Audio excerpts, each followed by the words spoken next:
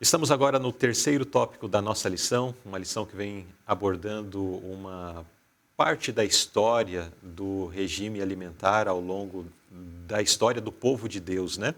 Nós já vimos alguns pontos lá na criação, a alimentação que Deus deu, depois nós já partimos para uma consideração mais à frente, no período do povo de Israel, que por não aceitarem, não abraçarem, né, a alimentação dada por Deus, acabaram então tendo consequências espirituais por conta disso. Agora, nesse terceiro tópico, nós vamos considerar acerca de algo muito especial que Deus deu para o povo. Mas será que o povo aceitou de bom grado? O que será que aconteceu? O pote de maná. Pergunta A: ao deixar o Egito, pelo que os hebreus logo clamaram e o que Deus fez quanto a isto? Antes deles clamarem, eles estavam voltando ao Egito. Então, espiritualmente, não geograficamente, Sim. eles já estavam voltando. E aquela volta ao Egito trouxe à memória a vontade de comer carne. Então, tão logo eles saíram do Egito, as dificuldades do caminho, né, Isso. faziam com que eles, nossa, se estivéssemos no Egito, e começassem a lembrar daquilo. Exatamente. Então, Deus, na sua infinita misericórdia, ainda enviou para eles o pedido, né? Que depois nós vamos ver né, posteriormente, né? Sim. E nessa lição já está mostrando, eles começaram a lembrar de tudo aquilo que eles comiam. Isso já foi um processo. Sim. Dentro desses 40 anos. E eles clamaram por carne. Senhor, nós vamos... Cadê as carnes? E ainda, em alguns textos, fala que lembraram dos melões. Na verdade, eles queriam, era uma coisa que não tinha ali. E Deus, na sua infinita misericórdia, mandou o maná, que nós sabemos ser o alimento. Um alimento muito especial, Especial. né? Muito bem. Que era o pão do céu, né? No entanto, Bom, vamos deixar mais à frente, vai apresentar de novo. Vamos considerar sobre o maná. Agora, como os anjos prepararam uma dieta melhor para eles? Então, o texto diz, olha, comeu cada qual o pão dos anjos. Então, o maná era o pão dos anjos. Não era qualquer coisa, Não né? era qualquer coisa. Enviou-lhes ele a comida a fartar. Então, era algo que preenchia todas as necessidades orgânicas de cada órgão, de cada célula, para eles serem felizes. Mas eles não aceitaram ainda. Essa maravilhosa provisão fez os israelitas recordarem diariamente o cuidado infalível. Tinha até um princípio espiritual e social dentro do maná caindo. Era todo dia caindo maná. Então, exceto o sábado, né? Exceto o sábado. Exceto o sábado. Na sexta caía em dobro. E aquilo era para dar conforto, que Deus estava no comando. Que o governo de Deus, ele não é democrático, ele não é autocrático, ele é teocrático. E Deus é o centro. Deus é o centro, e é ele que quer justamente dizer as regras. Nós não precisamos dizer as regras para Deus. Em que vamos ensinar Deus? Em nada. Então, ele queria justamente ensinar a cada um. Muito bem. Então, o maná, além de ser um alimento muito especial, nutritivamente completo, né? Eu creio, em algum momento aparece uma frase mencionando, talvez esteja até mais à frente em alguma nota, na próxima pergunta, que não havia uma só pessoa fraca em todas as tribos. Sim. De tão eu vi nutritivo que era o maná, né? Exato. Servia como nutrição, servia como remédio, servia de fato para promover a saúde. O que nós estamos aprendendo de 1980 para cá, aprendendo como ciência, naquela época Deus já deu como remédio. Porque hoje o alimento funcional é um alimento que cura.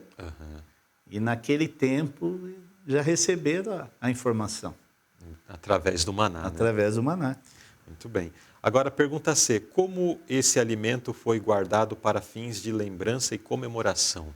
Então, como o santuário era uma figura de tudo que aconteceria no nosso tempo, que Jesus está hoje no santuário.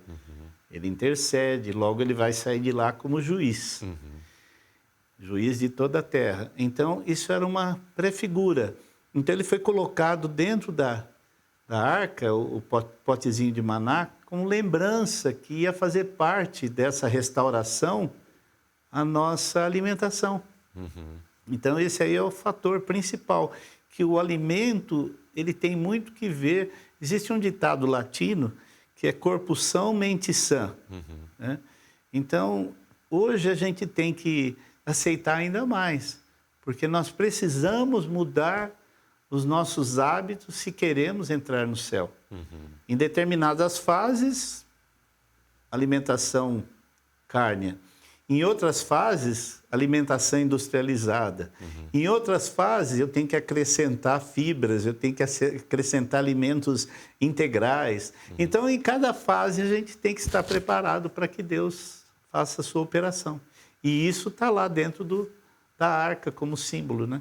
Uma representação dessa restauração. Uma né? representação. Muito bem. Então, neste terceiro tópico, nós consideramos acerca do maná e do pote de maná que foi reservado como uma lembrança para o tempo presente desta restauração, né? Que Exato. foi um processo, mesmo à luz da reforma de saúde iniciada em 1863. Isso. Foi um processo, não veio toda a luz de uma vez, mas ao longo de alguns anos, né, a luz foi crescendo, crescendo, e hoje nós temos uma luz bastante ampla relacionada a isso.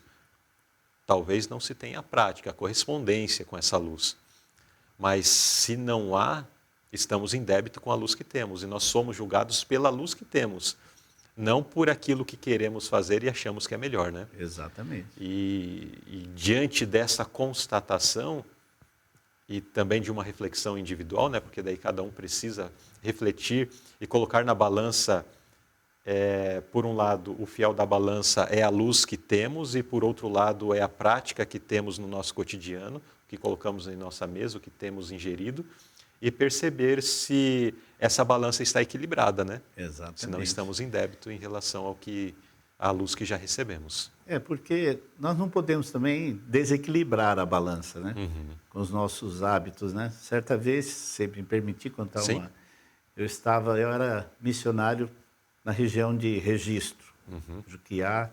Aí eu encontro um jovem. Ô, irmão Luiz, me deu um abraço. Ô, irmão Luiz, que bom revê-lo. Eu quero te dar uma informação para você. Sim, pois não, tuas ordens. Eu quero dizer para você que eu estou fazendo um progresso na reforma de saúde. Ah, é? Então, eu vou ficar 2 anos comendo só banana. Aí eu olhei para ele e falei assim, isso é progresso?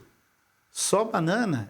Porque era a região da banana lá? Não, porque eu li, né? Não vou dizer a fonte, mas que dá para ficar 2 anos sem comer, só comendo banana, que a gente sobreviveria. Falei, não faça isso, não. Isso é uma questão de sobrevivência apenas, não tem mais nada para comer. Tem muitos nutrientes, aí tentei explicar, e o pior que ele fez. 6 meses depois foi internado no manicômio. Enfraqueceu a mente. Enfraqueceu totalmente. Entendeu? O outro me jogou fora o fogão. Falei, você tem 3 filhos, como que você vai jogar fora o fogão? Porque tem que comer tudo cru. Não, espera um pouquinho. Aí eu falei assim, ele vendeu o fogão. Aí eu falei, você vai ter que voltar e comprar outro para sua esposa. Ele foi e comprou. A esposa depois me agradeceu. Irmão, muito obrigado, ganhei um fogão novo. Eu falei, claro, não pode ser, você não pode desequilibrar a balança de Deus. Porque a dieta, ela é apresentada, e a dieta original dada por Deus a princípio, ela apresenta ali elementos, ingredientes que eles são melhor digeridos quando cozidos, né? Não existe comer proteína sem o cozimento. Tem que ter um período de cozimento para poder deixar a proteína pronta para fazer o trabalho dela no organismo. Entendeu? Então não existe se não aquecer. Ou você fica 2 dias aquecendo, ou então você faz o aquecimento como fazemos com feijão. Então isso aí é um absurdo, você querer jogar fora antes do tempo, jogar as coisas que Deus não permitiu, né? Até o maná Deus orientou, né? Que eles poderiam preparar levando ao fogo, né? Então não existia uma restrição, não. O maná é puro, perfeito, joga o fogão fora, vocês não vão mais usar. Até o maná, Deus falou, olha, se quiserem cozeiam. Se for assar, assem e façam essa preparação. Só dando um toquezinho aí na área científica, os japoneses comem muita proteína crua, muita. É um dos povos que mais comem proteína crua, carne crua. E o maior índice de câncer do estômago está no Japão. Pouca gente sabe. Proteína crua é cancerígena. Entende?